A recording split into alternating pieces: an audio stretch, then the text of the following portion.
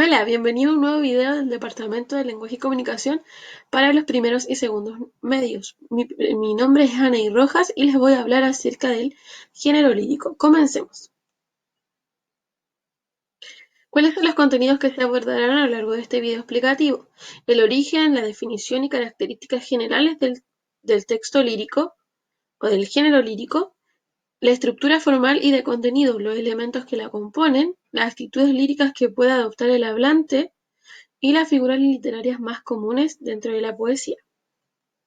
¿Cuál es el objetivo? Que al final de esta unidad y a medida que vamos trabajando en ella, vamos a leer y familiarizarnos con un amplio repertorio de literatura para que aumentemos nuestro conocimiento del mundo y desarrollemos nuestra imaginación a medida que leemos textos como lo son los poemas. Orígenes y características generales. El primer contenido está relacionado con el origen. El concepto de lírica proviene de la antigua Grecia, época en la cual la lira, un instrumento musical de cuerda muy parecido al arpa, era utilizado para subrayar de manera rítmica y acompañar de manera melódica el mensaje que se deseaba entregar. Sus orígenes también se remontan a una forma de comunicación humana basada en la oralidad, transmitiendo de esta manera conocimiento y cultura a través de la repetición, acompañada de una base prácticamente inalterable que tiene que ver mucho con lo que aparece entre paréntesis ahí, el ritmo, la rima también, el verso y la estrofa. La definición de lírica es una forma poética a través de la cual el poeta o autor de un texto lírico va a expresar sus sentimientos más personales, su interioridad, posicionando su discurso principalmente en lo psicológico, lo introspectivo, lo rememorativo, recordando o evocando elementos que determinan la experiencia, su experiencia como autor, como persona. Todo esto lo va a contar a través de una voz ficticia que vamos a saber más adelante cómo se llama. Características generales del género lírico. Una, en los textos líricos predomina siempre los sentimientos del autor, porque está evocando, recordando, rememorando sentimientos que están dentro de él. El hablante lírico es la voz que va a transmitir nuestros sentimientos y nos va a introducir a este mundo lírico. Predomina, por lo tanto, la función emotiva expresiva relacionada con la entrega, la expresión de sentimientos y emociones más profundas, en este caso del autor, lo que va a determinar también el temple de ánimo del texto. Fuerte presencia del lenguaje figurado. Acá es donde aparecen las figuras literarias. Hay una evidente estructura rítmico-musical relacionada con el ritmo y la rima principalmente. Y además los textos líricos pueden estar en verso o en prosa. Después vamos a ver más adelante de qué se trata cada uno de estos elementos. La estructura formal y de contenido. Veamos.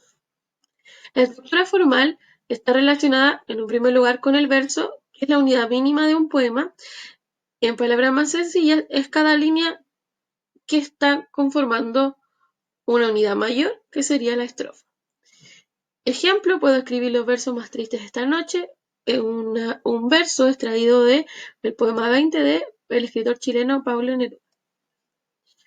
Los que salen del verso son denominados prosa poética. Estos están escritos como si fuera un párrafo. Ejemplo, no había visto antes la verdadera imagen de la tierra. La tierra tiene la actitud de una mujer con un hijo en los brazos. Voy conociendo el sentido maternal de las cosas. La montaña que me mira también es madre. Y por las tardes la neblina juega como un niño por sus hombros y sus rodillas. De la poetisa chilena Gabriela Mistral.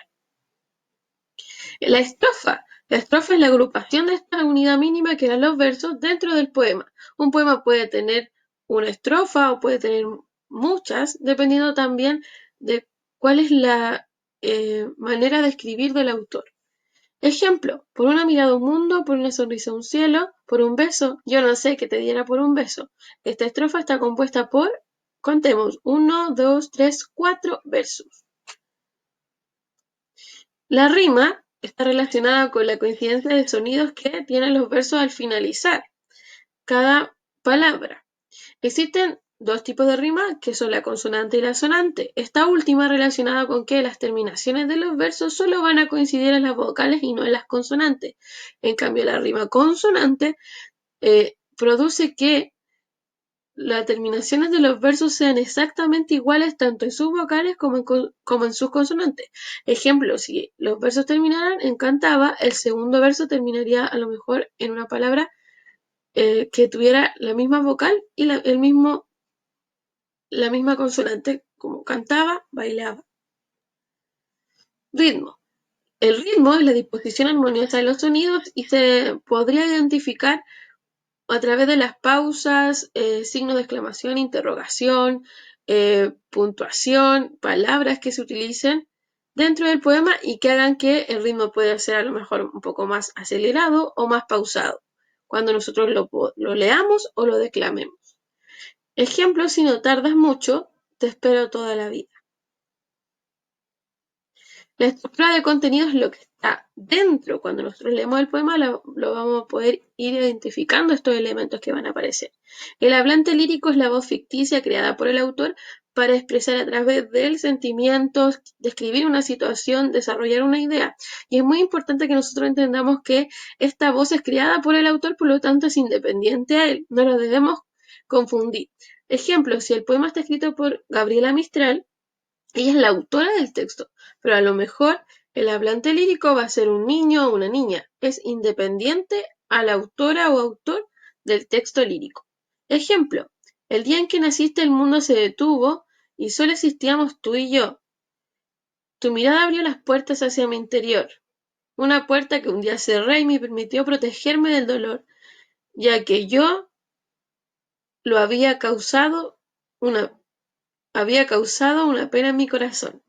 Hablante puede ser una madre o un padre.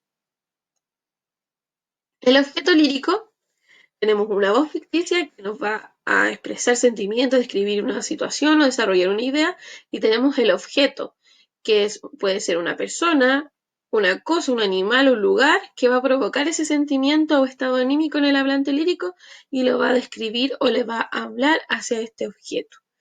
Ejemplo, madre, madre, tú me besas, pero yo te beso más y el enjambre de mis besos no te deja de mirar. Acá el objeto lírico es la madre, ¿ya? Se está hablando de una persona. El motivo lírico es, en cambio, la idea o concepto que expresa los sentimientos y emociones del hablante. En el ejemplo dice, ¿cómo de entre mis manos te resbalas? Oh, cómo de deslices edad mía, que muchos pasos traes, oh muerte fría, pues con callado pie todo lo igualas. Esta es una estrofa del poema Cómo de entre mis manos te resbalas de Francisco Quevedo.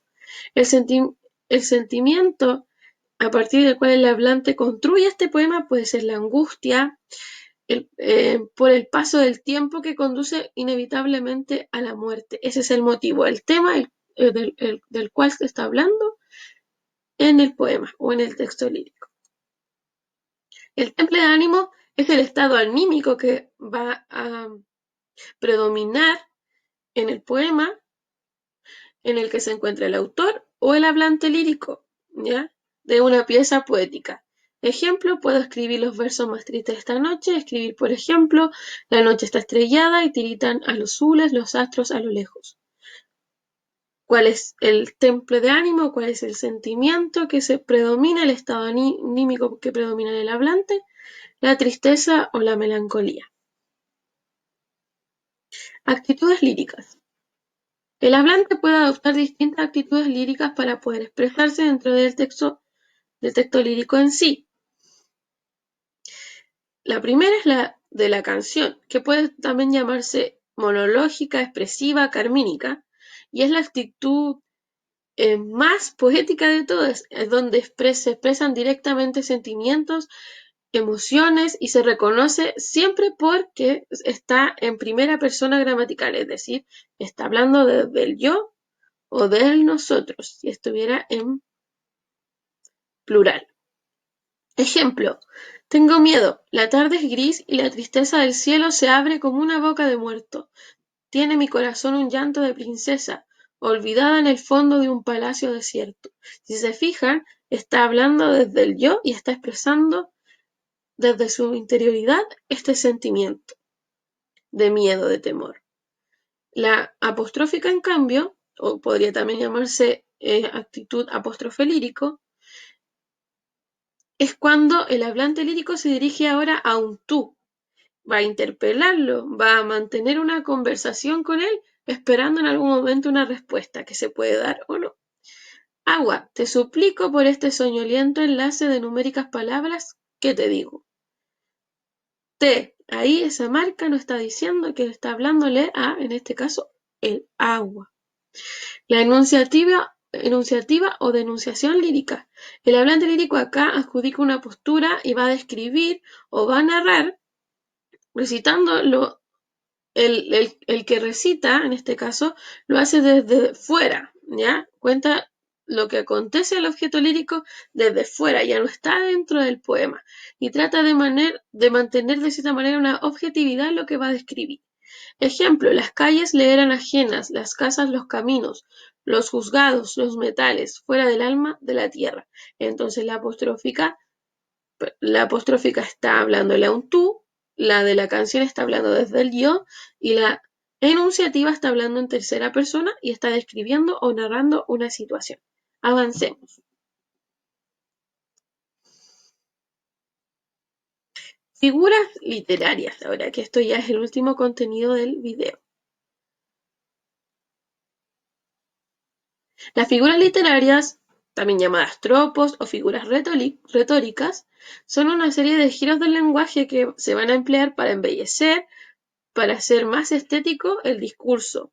Va a alterar significativo el modo común y cotidiano de emplear nuestro idioma y van a hacer énfasis principalmente en la función poética del lenguaje, la que está centrada en el modo en el cual nosotros transmitimos el mensaje por encima de lo demás.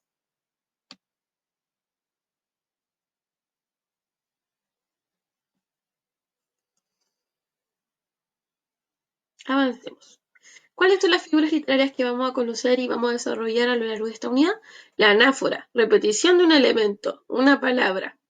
La reiteración, por ejemplo, de érase en el poema de Quevedo, que ustedes lo pueden buscar y leerlo mucho más detalladamente. La literación, repetición deliberada de un sonido dentro del verso. Ejemplo, irreparables grietas imaginarias que representan hechos imaginarios. Acá el sonido que más se repite es el sonido de la letra R.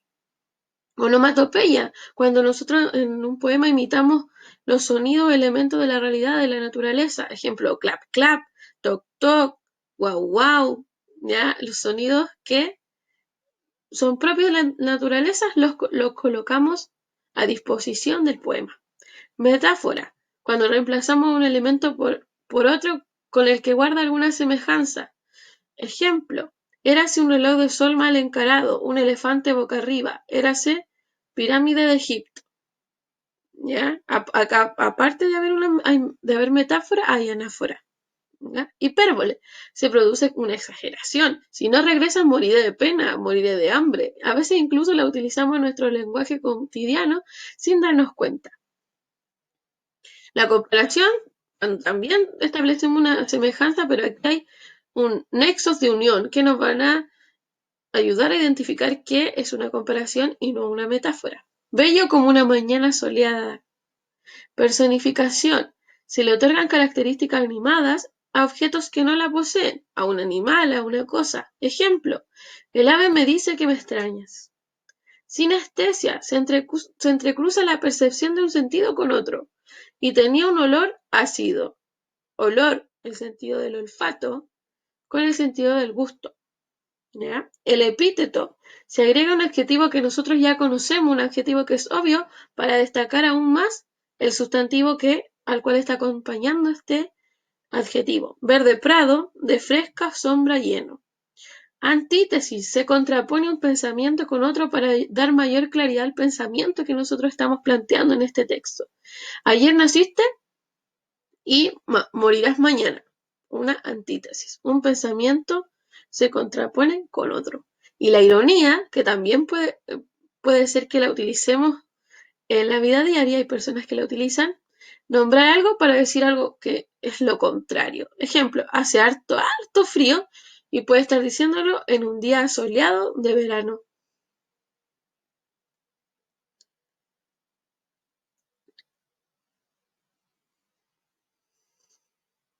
Bueno chicos, con esto termina el video. Los dejo invitados a participar de las reuniones online que se tienen eh, en relación al área de lenguaje y comunicación, a poder plantear también sus dudas en esas clases, también a comunicarse por los distintos medios que ustedes ya manejan y nos vemos en una próxima oportunidad. Que tengan un lindo día.